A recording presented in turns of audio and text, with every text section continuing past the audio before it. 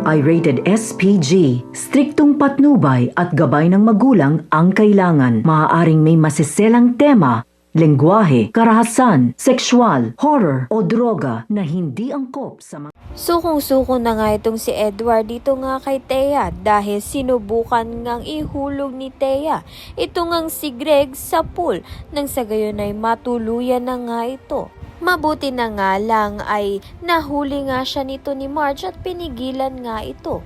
Subalit binaliktad naman nga ni Thea ang kwento at sabunutan pa nga sila at nahulog nga silang parehas sa pool.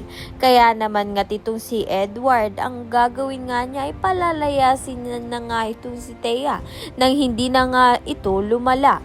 Sa kabilang banda naman nga susubukan nga muling ligawan ni Paulo itong ang si Marge dahil susubukan niya nga muling kuhanin ang loob nito dahil nga sa nagawang mga kasalanan nga niya kay Marge. Malalaman nga natin kung ito ngang si Marge ay mahuhulog pa rin nga sa padibong nito ni Paulo. Kaya naman nga't yan at iba pa ang dapat nating pakaabangan. Maraming salamat sa iyong panonood.